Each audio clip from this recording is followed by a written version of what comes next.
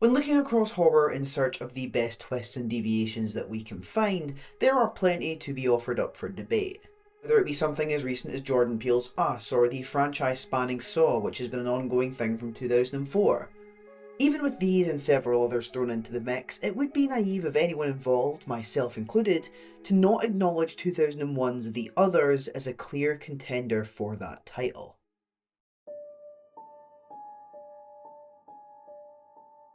Directed by Alejandro Amenábar and released to a strong reception from both critics and audiences across the country, it's hard to look at the Nicole Kidman-led supernatural gothic horror film and deny the effect it had in terms of how we analyse and justify the many, sometimes convoluted, plot twists in horror. Now, plot twists aren't unfamiliar to me on this channel, having looked at Christopher Smith's subversion-filled thriller Triangle back in April of just this year. That film was incredibly heavy on twists, utilising at least 3 major disruptions throughout the narrative that each add suspense to an unwinding plot. That being said, not every film is met with the same success. Not every twist works because of the concept alone.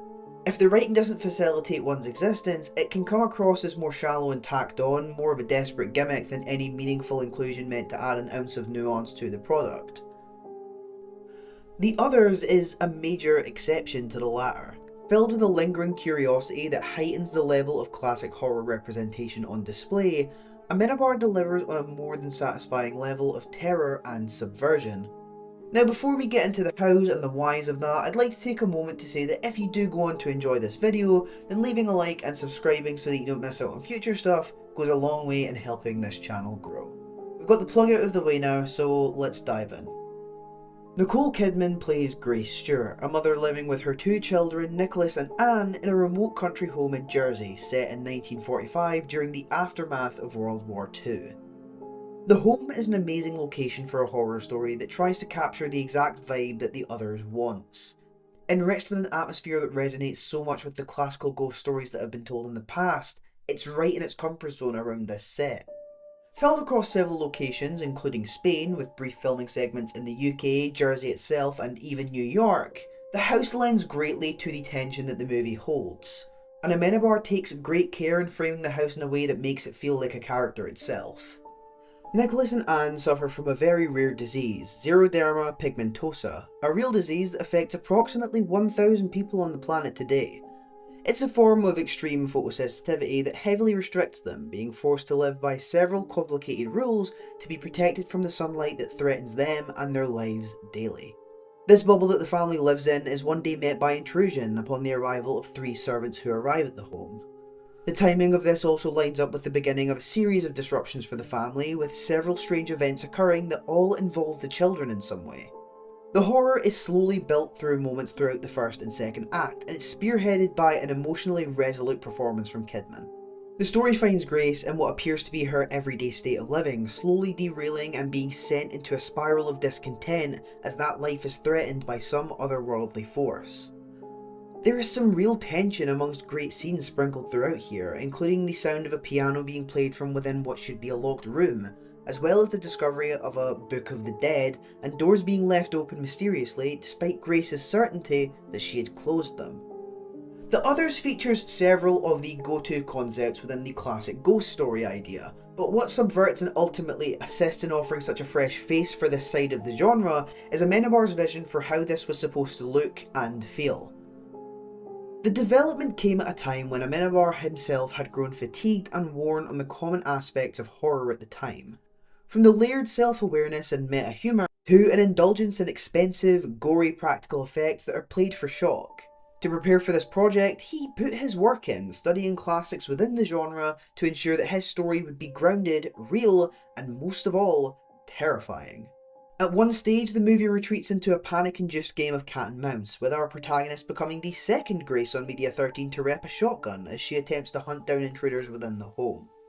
The centralisation around the classic ghost story concept does take a while to get into, but it's such a compelling execution that has justifiably seen this film be labelled as one of the best in its class.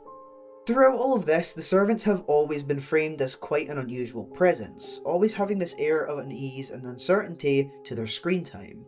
highlighted best when Grace rushes into the fog to collect the priest upon arrival, and the servants begin to act more unusual than they already had until this point.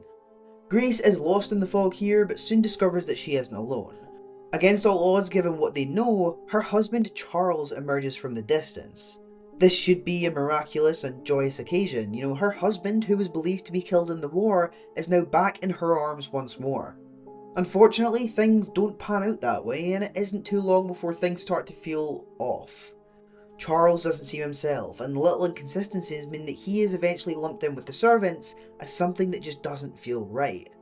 This is solidified and backed up when they themselves allude to knowing why Charles may be acting out of normalcy. The way that The Others rides its enigmatic storytelling style is just one of the remarkable ways the tension is pitched and sustained throughout. I've seen movies in the past that utilise a similar form of storytelling, and so I don't want to hyperbolise by telling you that The Others is doing anything unique in that regard. But that itself isn't then said from a place of me trying to neutralise the impact that this has. What it's able to tap into and capitalise on is the abject fear of the unknown. To use those themes of grief, unrelenting paranoia and fear to both contain and restrict the way that we as an audience choose to interact with the story. From her introduction through to the revelation of the third act's twist, Grace doesn't ever seem fully available on an emotional level. For some reason that remains hidden from the audience for quite some time, there's a side to her character that comes across as reserved, ignorant almost, and contextually, that's key to understanding just how great the performance from Kidman is here. Despite the arrival of three servants who we are immediately made to feel apprehensive towards, it's always Grace who comes across as the unreliable narrator, and that adds an uncomfortable level of mistrust through moments where we should really be fully in Grace's corner.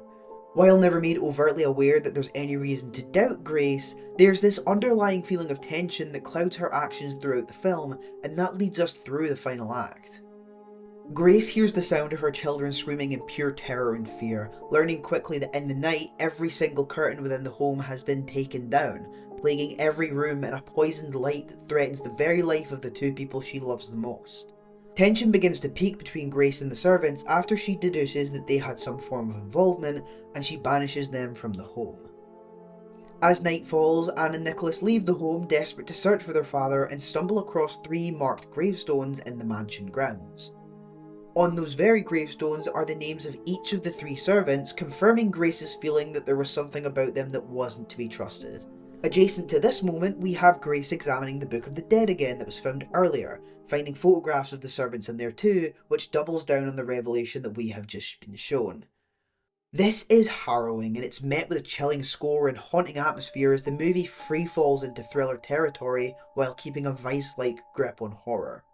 As the children are stalked at a walking pace by the servants, a now known threat to the family, Grace appears at their aid, fending them off at gunpoint in a moment of tension that hits the screen with a ton of weight as the truth slowly begins to settle in, both for Grace and for us as the audience.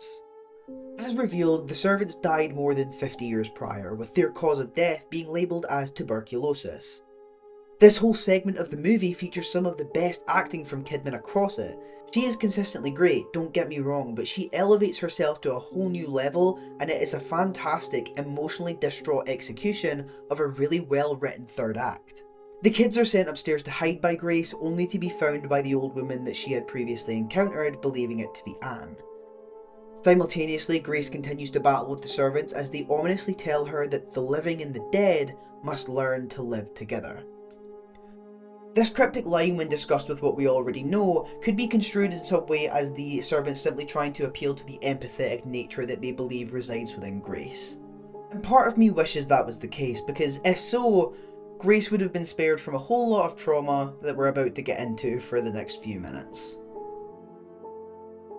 Upstairs, Nicholas and Anne continue to remain silent in fear of the old woman who is revealed to now be a medium.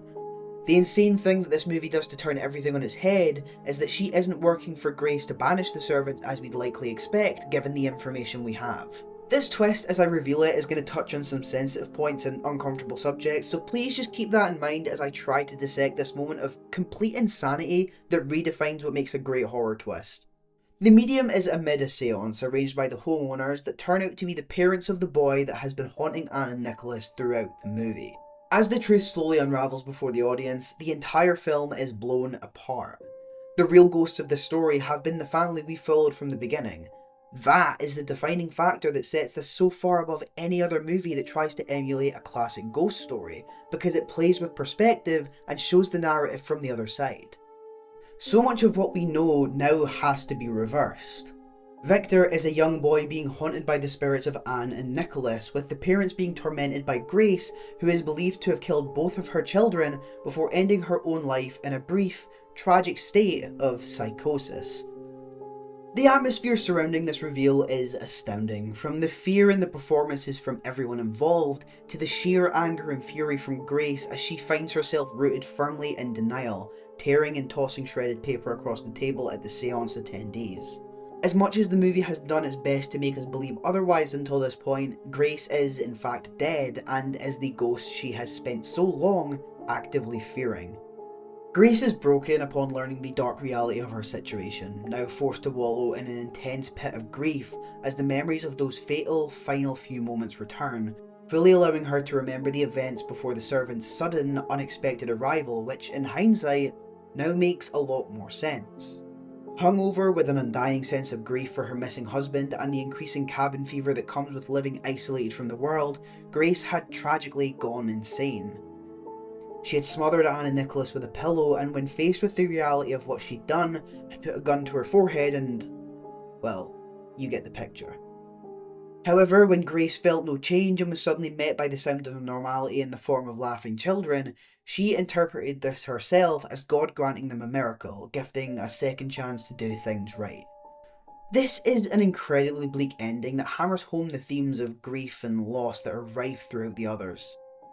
There were several things on a repeat viewing that signalled the presence of something wrong before this point, most notably Grace explaining to the servants that over the last week they've received no post, heard no birds, and seen no trace of the ominous fog vanishing from around the home. This gives us a pretty solid indication that Grace and her children have probably been dead for around a week at this point, and there's also repetition in suffering migraines that Grace has, likely linked to the way she had taken her own life initially.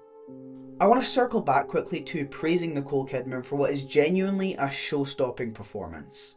It's filled with so many little nuances that I couldn't really bring up until this point, given the fact that they lit on to the ending of the film a little sooner. One of my personal favourite moments is one in which she is seen cocking the gun, only to be met with this odd look of familiarity, deja vu almost. The sense that she has gone through that action before, which, as the ending tells us, she has. It ties it back to this one moment that, while off screen, turns out to be a catalyst for this entire plot. The Others is a film that thrives on its suffocating atmosphere. From lighting to sound to design to setting, everything here works to oppress the viewer and elevate the feeling of unease that one might experience watching a film like this. Truthfully, I can't recall the first time I saw The Others, but what I remember is that it was definitely the first outright horror experience I ever had. Is it perfect? I mean, I personally think that it's a lot closer to that than what some others might think, but I do acknowledge that the twist, as compelling as I think it is, does impact the atmosphere that's set up from the first two acts, and as much as I disagree, I can at least understand why that's a flaw that some people hold to the film. I may not remember the first viewing, but I do remember that feeling of pure shock as everything unravelled, and it's something that I don't think any film has ever been successful in recapturing yet. Alejandro Amenábar created one of the greatest ghost stories ever brought to the big screen, and did it out of love for the subgenre, and I think that's something that a lot of us can get behind and root for. He contributed a lot with this one film alone, and upon further investigation of the rest of his filmography, it's clear to me that he has such a distinct creative vision for horror that remains vastly underappreciated by so many. The Others is, to repeat myself, bleak. It's dismal, and it's going to hit you like a punch to the gut, vacuuming the light out and leaving you in the dark alongside its cast, providing that it still remains one of the most authentic, classic yet modern horror experiences out there, and it is absolutely worth your time. If not for tension and its atmospheric foundations or the delightfully plot unravelling twist, then purely for the abject fear that it provides us as horror fans.